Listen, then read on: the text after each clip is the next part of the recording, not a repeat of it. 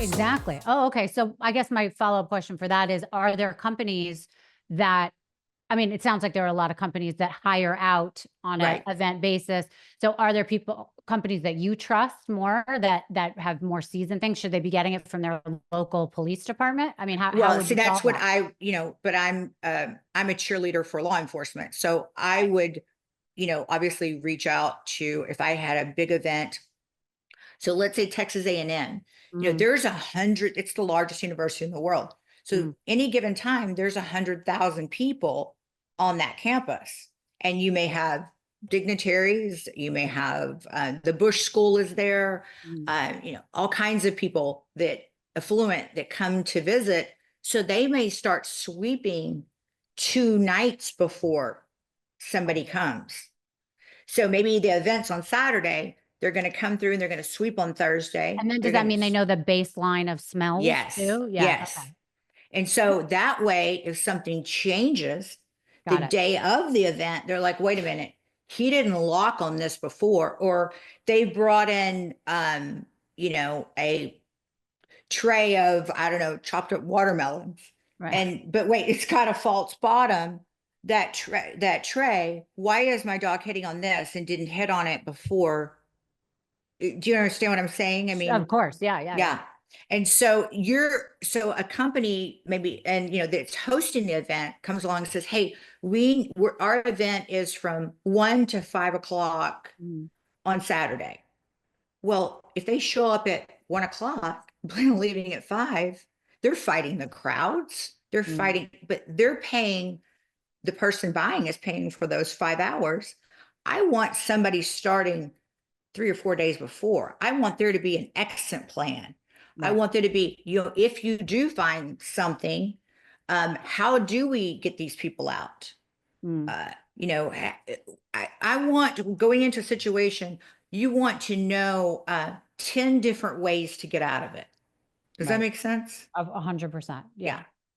Yeah. Um, I just want to hear you talk about some of the stats because the stats that I read that you sent me were so unbelievable. I think it's I still really, can't believe it myself. yeah, I think it's really important for people to understand what these dogs have accomplished since you've been doing this. Can you talk about that? So we keep up with the stats. Uh, Again, football is pretty big here in the South. Mhm. When I was watching, when I first started this 15 years ago, I was watching a football game and they had a kid from college, Mhm. Johnny Manziel, and he was running and it was like um he ran for 1,000 yards in high school and he's the fastest kid and he does this and he did 5,000 yards here. I don't know what all the stats are, but Mhm. they show all the high school stats by the time they've made it to college. And then when they get to college, I mean when they get to the pros, they talk about he won the Heisman or all the different things. Mhm. And so I said, that's what we need to do to keep people engaged as a donor or Mhm. just somebody that's interested. People want to know, again, the return on investment or the stats. And so we make them, turn in their stats. So if they get a bust, they turn over like photos to us and what all that they found. And we work with the DEA and drug prices change just like the stock market. Mhm. So I have a drug sheet that says, okay, uh, summer of 2024, uh, a kilo of cocaine may cost 35,000.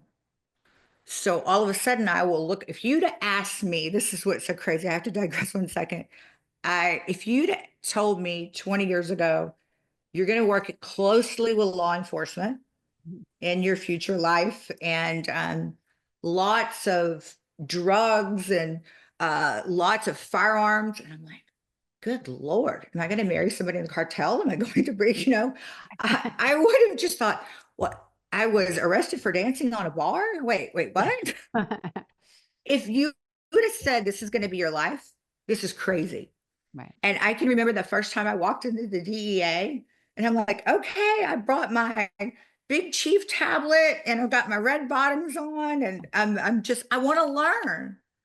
They're all looking at me like, who is this crazy lady? Well, so if I will get, let's say, a lot of loads, recently I've been getting a lot of China white heroin, and it's coming from Bolivia Mhm, via the border, mhm. and then it's coming in.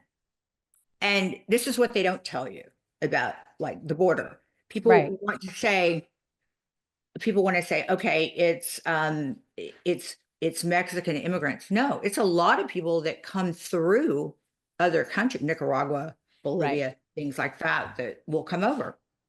And so we have removed to date $8 billion in contraband, billion with a B.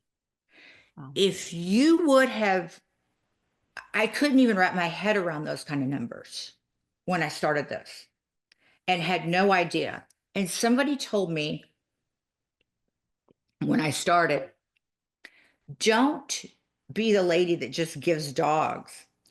Be the lady that's informed that the departments need. Mm, So if they don't have a dog, I can assure you they didn't have a program set up how to keep up with the dog's stats. mm, And I would go to a lot of big departments and say, how do you keep up with your stats? And they were like, we don't. Why would you? Because if I'm going to the government or I'm going to a donor and saying, we have a huge influx of meth or fentanyl in this area, how can you say that with confidence and that you have the numbers to back it up? mhm. And so again, it changes like the stock market. So if another drug, let's say fentanyl is heavy, of course, they're cutting a lot of drugs with fentanyl, cocaine, things like that. But Yeah, if they're bringing something in, you may have less of a supply of something else. Does that make sense? yeah. Mhm. And then, okay, so port towns, I grew up in a port town. The border, obviously, these are entryways to come in. Our ports are wide open. And I always tell politicians, you want to get on a bandwagon to get somebody's attention? Talk about the ports. I Mm, mean, they have their own separate security. Some of them have no security. mm. And this is where they're doing, they're coming in on boats or Yeah. shipping containers and things like that. And so by the time when I started this, I took the United States and I sliced it up in 6 different quadrants because in the Northeast, you may have a different price for average of cocaine than you have coming in from South Texas. Mhm. Because the more it changes hands, the more the price goes up. So if they bring it over and then they found a mule, to traffic it in, and then maybe it goes to another big city, and then now they're going to drive it up to Chicago. I mean, Mhm. who knows the connections they have, but they're going to drive it up. Every time it switches hands, that's when the value has to go up because then you have to pay off somebody else. Right. And when you see the amount of drugs, and I tell people, I'm a lady that sat the majority of the last 15 years in a carpool line. Why in the hell am I doing this? Right. And it's just insanity to me because it's all around us. And I think the media, um, the politicians, the media, it's just how they put a spin on things. If they want to draw attention to something, they can. If Mhm. they don't have to. But I just wonder to myself, why are departments or why am I still out there begging for money? Mm, We've never gotten 1 cent from the federal government or the state government. hmm. Not 1 cent. Even though it's so clear that there's a Huge, huge need for huge. these canines to be deployed, whatever you call it, but Right. given to schools for protection, given to the border, like you're talking about. Um, I've been to Washington, D.C. More times than I can count. And I said, look, if you guys have another plan I'll help you raise money for it. Mm, I mean, but to me, the biggest fool in the room with a plan is better than the smartest guy in the room with no plan. right. And I know this works. We're protecting 2.5 million kids a day. Mm. And I just thought when I came up with this, people would just be lined up, Let me, politicians, the government, and they're not. And I don't yeah. understand it.